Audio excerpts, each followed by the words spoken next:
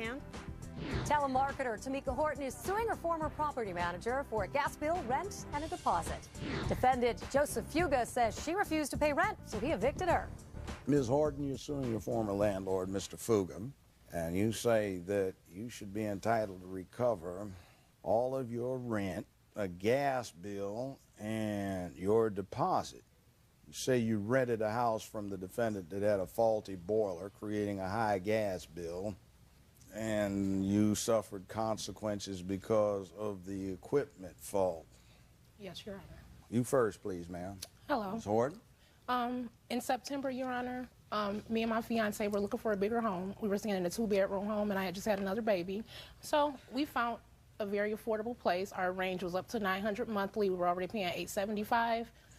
And so how big was this house? It was a 3-bedroom colonial, living room, dining room. About 2,700 square feet. But like I said, we were already paying $875, so the price in the house, it was okay. So we met up, we called, it was on a Sunday. We met with him. He was a very nice guy. We viewed the home. We agreed for the home. We paid first month and security deposit that day, and that was September 17th. They asked if it was okay if we could move in October because they had to do something to one of the electric outlets in the bathtub upstairs. So we said, okay. We didn't even get to move in October. Around the first week of October, I started calling Joe, like, you know, hey, what's going on? The boiler is not fixed. So we called DTE, and they said that it was not, you know, set to be set up for gas. The chimney, it was a pipe to the boiler to the chimney that was supposed to be fixed. The boiler was not able to be lit. It was messed up down there. So they called a crew out to come and fix it. The guy came down there and he met DTE, and when they fixed it, DTE still told them they couldn't turn it on because the basement tested positive for asbestos. My fiance called Joe. Joe told him that he would have somebody get over there, one of his repairmen. He dropped a 16-year-old boy off over there by himself. He came out, scrubbed everything off the pipes, took everything down. And a 16-year-old? A 16-year-old boy. And once he knew the boiler was messed up, I was calling him every day, and he told me he couldn't tell me what time the repairman was coming out. He's not his father. But here I am sitting in a house in 7-degree weather with me and my children with 7 space heaters plugged up in my house with blankets over walls trying to keep warm. And Joe, well, you know, that's electricity. That's electricity because I couldn't get gas in the wintertime. Well, you got gas, didn't you? I didn't get gas until the end of November, Your Honor.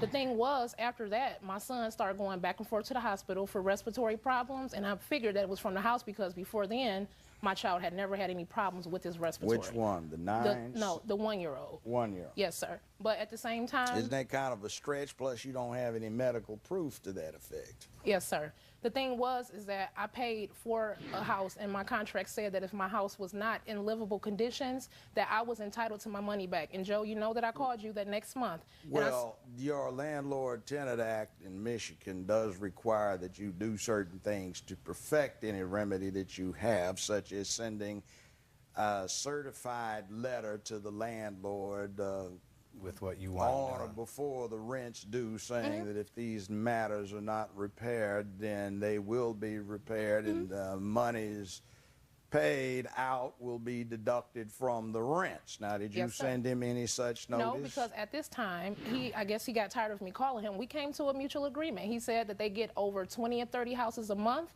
and that we will be first on a list. He would send us copies of the listing that he had for available 3- and 4-bedroom homes with our price range and somewhere that was close for us, you know, where we were staying at.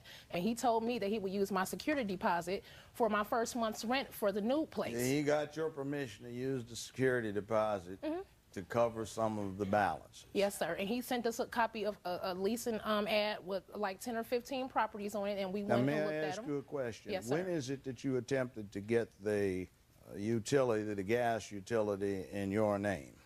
I don't know what happened. When I got to, we packed up the house, and once we got to start calling Joe and his brother to get the keys to the house, then they called me back and said the house was taken. Someone had put a deposit on the house, and that's what they told me when I found the first house. They told me that a young man had already come and put $300 down on the house, and I put the full $1,600 down, and they gave me the house.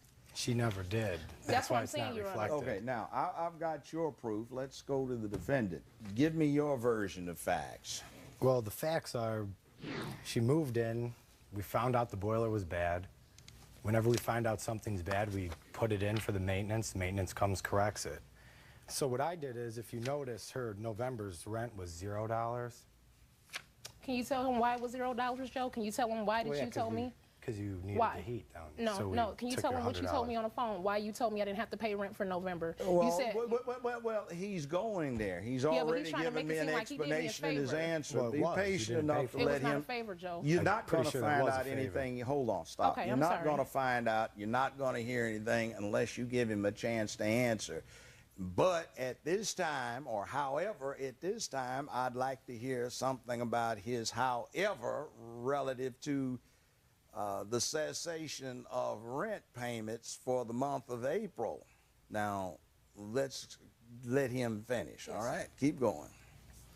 So after the November thing got cleared up, we deal with about 300 houses in the Detroit area. So people are nonstop in and out, coming through our office wanting a house. Somebody did put a deposit down on the house she was interested in, and we have to go with that Let because me we ask don't you a own question. these houses. We manage This is a them. corporate entity that owns these property rights. We manage them for owners. They're owned by different guys. So Owned by different property owners. You simply are an employee of a management company, or are you some I'm the participant owner of the of a management company? Correct. You manage the place. I manage the place. So what I do is I have to go with what money's given, what money's not given, and that's how I base everything. And in January, So you're managing this for an absentee property owner. correct. So you're not the landlord, you're the management for the landlord. Correct. We'll be back with more Judge Joe Brown in a moment. So we gave her another $400 credit. Then she comes in and she goes, I need another credit.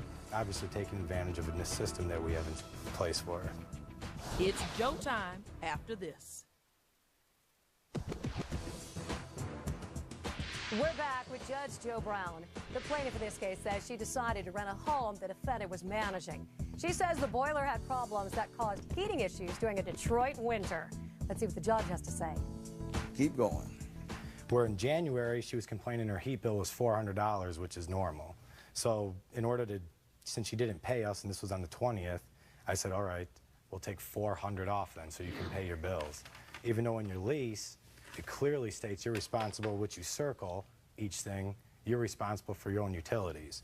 Apparently, you know, some people just need some help, so that's why we're there. So then comes February, when we finally get a payment on February 7th, 2 months and 1 day since her most previous payment, December 8th. Then she comes in and she goes, I need another credit, obviously taking advantage of a system that we have in place for her. So we gave her another $400 credit. Because again, if that house goes vacant, she can't afford it, it goes vacant, I go through the eviction, there's a good chance in the wintertime somebody's I going to break know in. that somebody will break in and decide to avail themselves of shelter from the harsh Right, Detroit so I winter. talk to the owners and I get the okay. I go, for $400 credit, you make it easier for her to afford the place, and you're not sitting with a vacant house that's going to cost you more than $400. That's how we got the credit. Then March came, couldn't reach her, left numerous notes on her door, couldn't reach her. Then I finally went there, one of my guys went there, and she happened to be home and he got a $400 payment from her.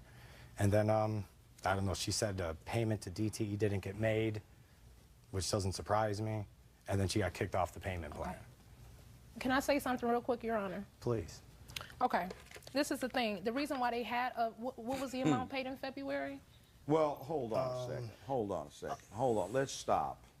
There's a claim for past due rentals in the amount of $2,000, and it details what is ordered as part of the judgment entered against you. Now, did you defend this?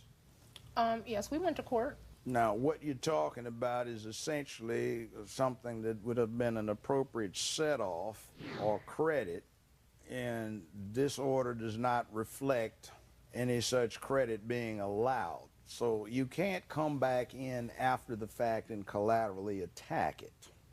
We went to court and he told me that. That's not in writing. This deals with property, and you can't just talk about what you said and the what court was discussed. It's got to be in writing.